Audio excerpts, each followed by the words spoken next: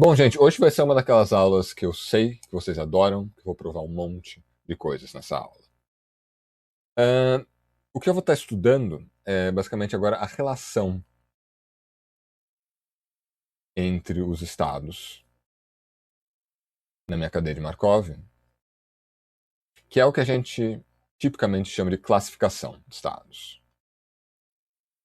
Então eu vou explicar basicamente o que é esse papo de classificação.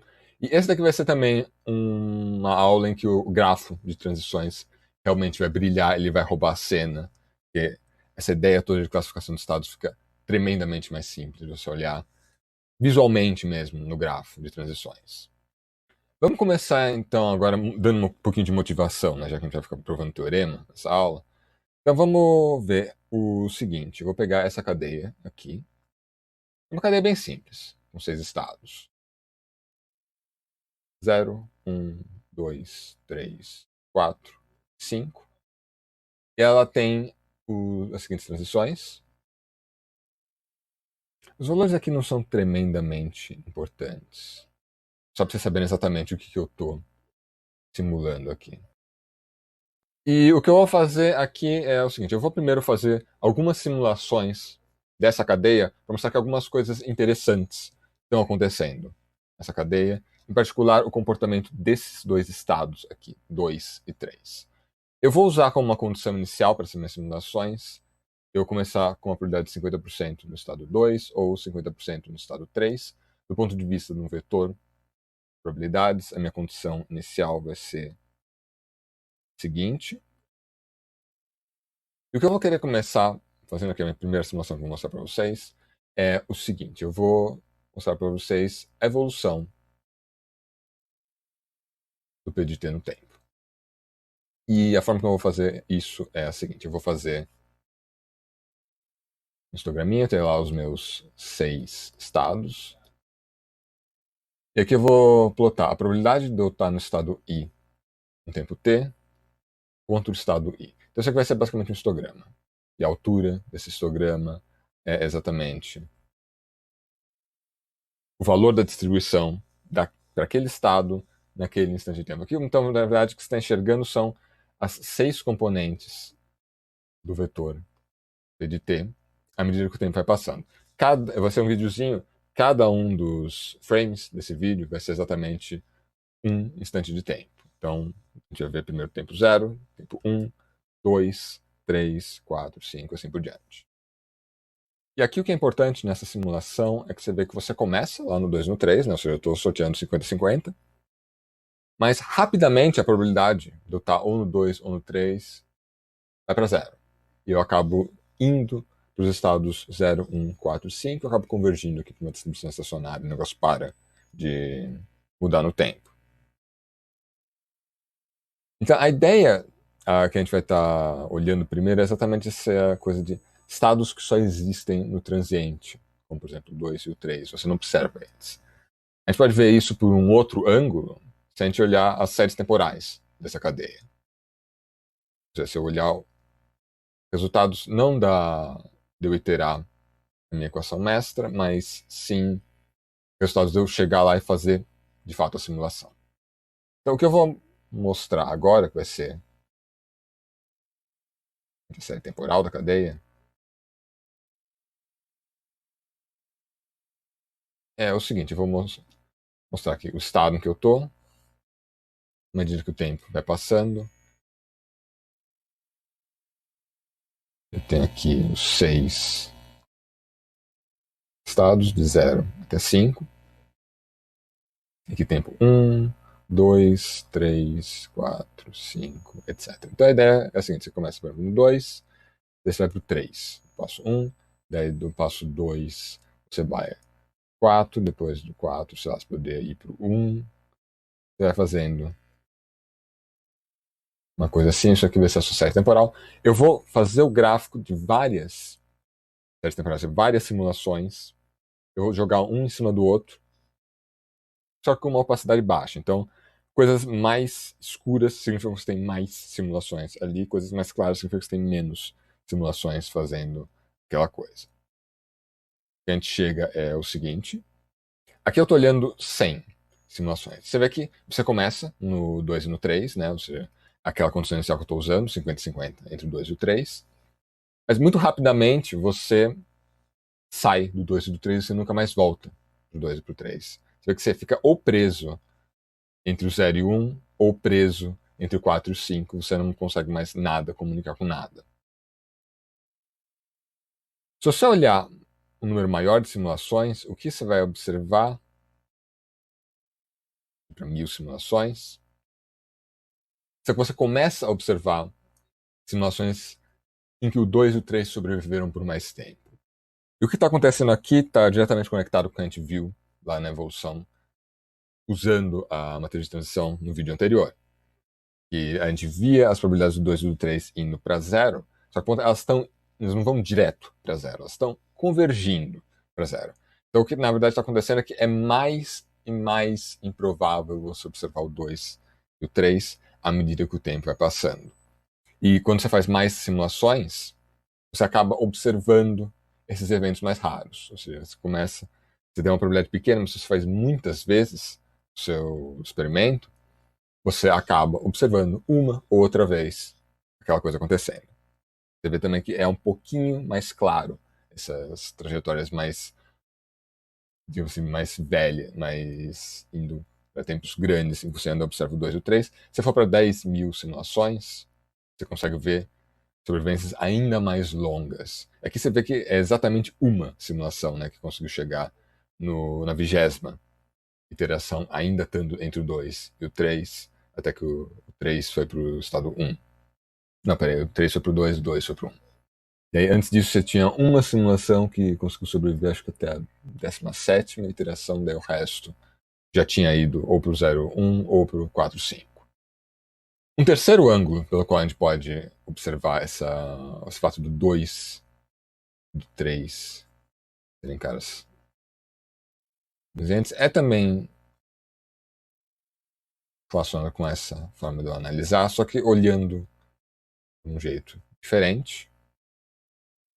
Eu fazer com um gráficozinho, a probabilidade já está no estado I, no tempo T, à medida que o tempo vai passando, só que agora, ao invés de eu fazer um histograma, aqui a outra é a probabilidade pelo estado, eu fazer um histograma que ia mudando no tempo, aqui eu estou fazendo a probabilidade pelo tempo, eu vou fazer uma curva diferente para cada estado. Então eu vou ter curva que dá a probabilidade do 0, à medida que o tempo vai passando, outra curva vai me dar a probabilidade do 1, à medida que o tempo vai passando, outra me dá a probabilidade do 2, à medida que o tempo vai passando, e assim por diante.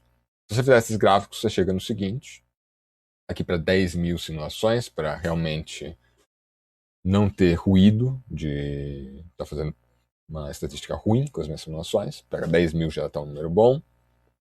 E aqui a gente vê o seguinte, né? A probabilidade do 0 está convergindo aqui para mais ou menos sexto.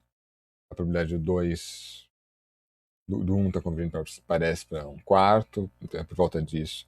Do 5 está convergindo para 26. O 4 está convergindo para um 0,33, uma coisa assim. Mas se for olhar agora as curvas vermelha e verde, você vê elas indo aqui exponencialmente para zero.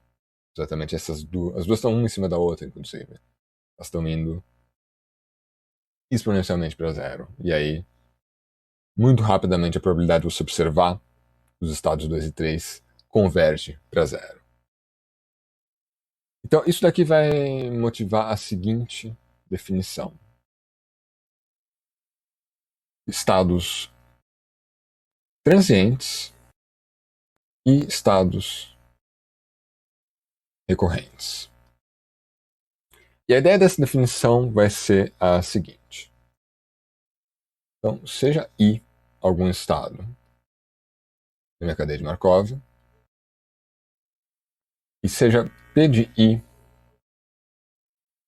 a seguinte probabilidade. A probabilidade de partindo do estado A e voltar eventualmente aí. Essa probabilidade ela também vai ser uma probabilidade de retorno.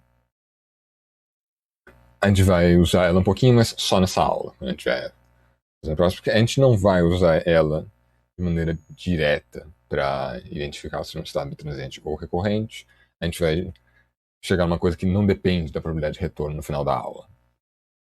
Mas a ideia é a seguinte: você tem esse PDI, a probabilidade do retorno. A ideia é a seguinte: suponha que você começa o seu estado, a sua cadeia de Markov, em um certo determinado estado. Aí ele vai evoluindo no tempo, vai trocando de estado, vai trocando de estado.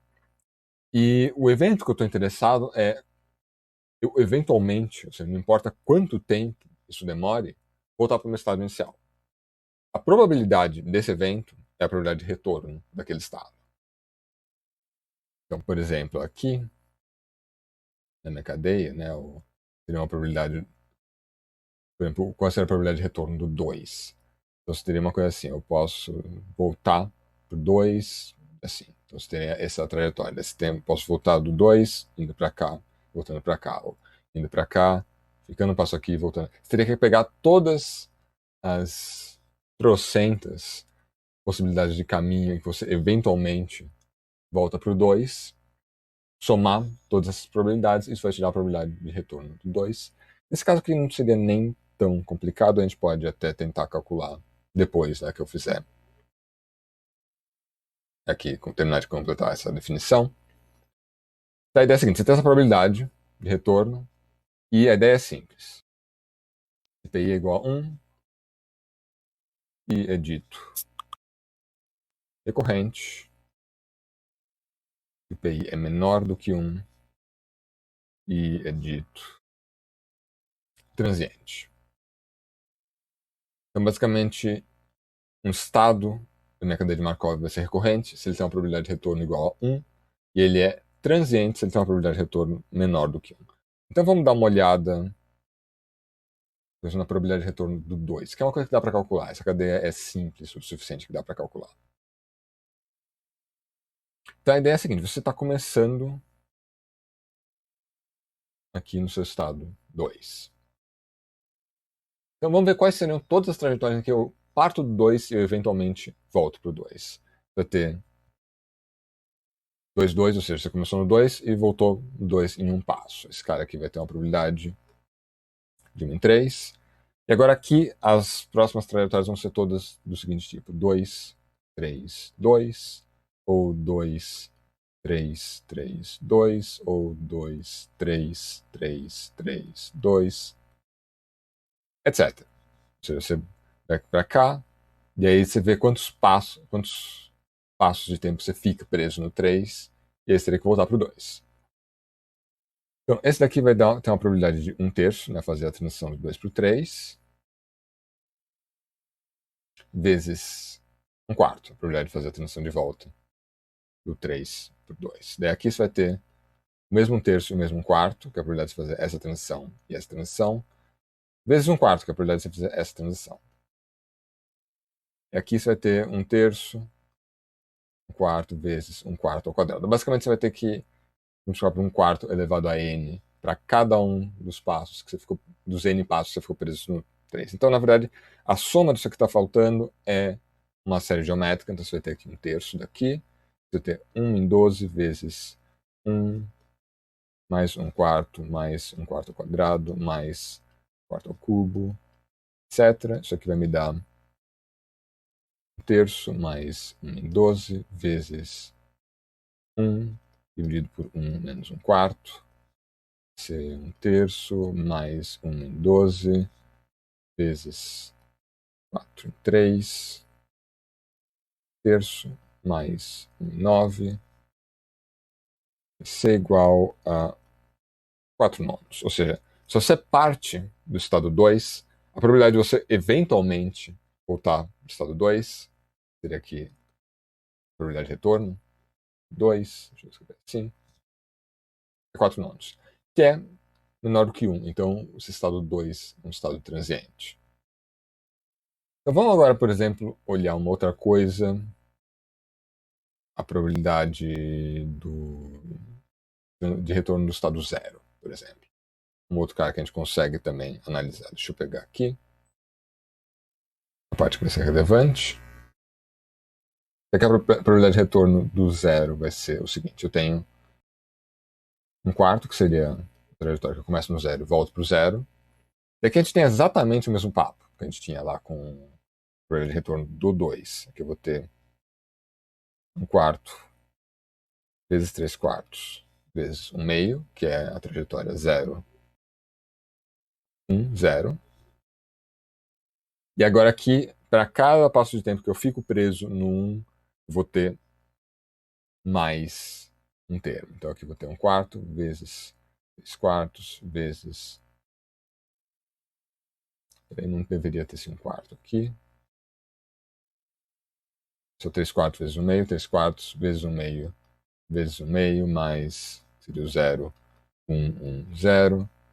Seria 3/4 vezes 1/2 vezes 1/2 ao quadrado, etc. Então a probabilidade de retorno do zero vai ser igual a 1/4 mais 3/4 vezes 1/2 mais 1/4 mais 1/8 e por diante. Isso aqui dá uma série geométrica que dá 1, isso aqui vai me dar 1/4 mais 3/4, que é igual a 1. Então, a probabilidade de eu partir do zero e eventualmente voltar para o zero é 100%. É certo que isso vai acontecer. Por isso que eu ficava preso lá no 0 e 1. Ou seja, o 0 e o 1, uma vez que você cai neles, é certo que você vai voltar para eles. Enquanto que eventualmente eu saio do 2. Então, o 0 vai ser um estado recorrente. Só que o ponto é, parece fácil aqui calcular a probabilidade de retorno nesse caso, mas é porque essa cadeia é estupidamente simples. Qualquer cadeia que tenha um loop no meio dela lá já vira um pesadelo. E aí, por exemplo, se você tiver uma coisa assim, por exemplo, aqui o só ficar vendo vai e volta aqui, tem outro estado aqui, vai e volta aqui, vai e volta aqui, o número de possibilidades cresce muito rápido. Então, em geral, a gente não consegue calcular analiticamente a probabilidade de retorno, essa não é uma quantidade que a gente tem acesso. Então, a gente vai precisar, na verdade, agora de uma caracterização alternativa que eu não precise calcular a probabilidade de retorno, que é o que eu vou falar agora. Esse é o nosso primeiro teoreminha.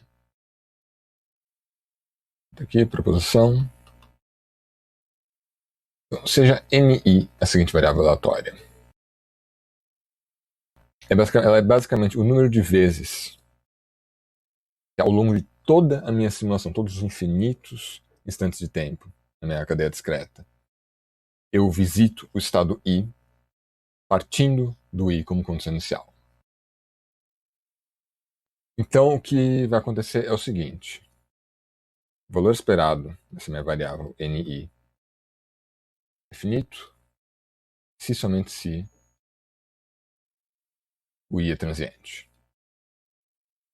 Então eu posso tentar estudar essa variável aleatória ao invés da probabilidade de saída, o que muitas vezes é muito mais fácil, porque você consegue botar algumas desigualdades no meio da mistura, mas isso ainda é meio que um passo intermediário para a caracterização final que a gente vai ter no final da aula, que é só em termos do grafo de transições.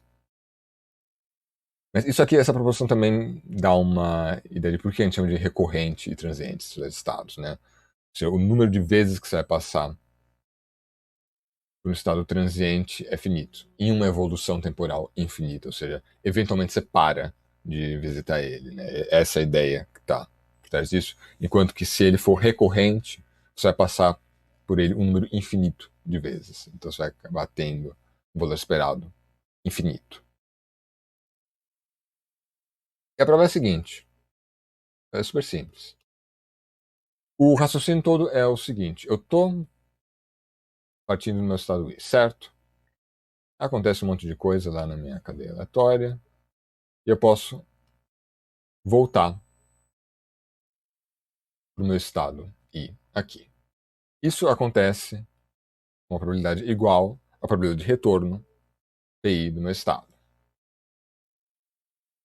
Por outro lado, eu tenho uma probabilidade de nunca mais voltar para o meu estado I, que acontece com a probabilidade 1 menos PI. E o ponto todo é o seguinte: o que eu posso usar para descrever o meu NI? É uma variável geométrica. Qual variável geométrica? É a seguinte: imagina o que eu estou contando é quantas vezes eu preciso fazer o seguinte experimento aleatório. Começa no I. Se você voltou para o I, você teve uma falha. Se nunca mais na evolução do seu processo estocástico você voltou para o I, você obteve um sucesso. Então, aqui a ideia é a seguinte: você tem um experimento aleatório, que é o seguinte: você roda o processo estocástico até nunca mais visitar o I. Você começa no I, roda o seu processo estocástico. Se você voltou para o I, falha. Então você tenta rodar de novo. Você percebe que o número de vezes que você vai precisar repetir o seu experimento até observar pela primeira vez o I nunca mais ser visitado é exatamente o número de vezes que você passou pelo I. A cada vez que você passa pelo I, você tem uma falha. Então, como o NI é uma variável geométrica e o parâmetro dela vai ser a probabilidade de acerto do sucesso vai ser 1 menos a probabilidade de retorno, isso implica que o valor esperado do NI é 1 dividido por 1 menos PI. Isso daqui só pode ser finito se o PI for diferente de 1. Isso aqui já completa a prova. Basicamente, você tem que ter essa sacada, que eu posso pensar nessa variável NI como uma variável geométrica. Agora, no próximo vídeo, a gente vai começar a olhar a ideia de acessibilidade e comunicabilidade. A gente vai começar agora a traduzir essas coisas aqui mais abstratas, mais geométricas, mais algébricas, em uma coisa puramente geométrica, no gráfico de transições, e isso vai inclusive ajudar a gente a fazer as nossas provas.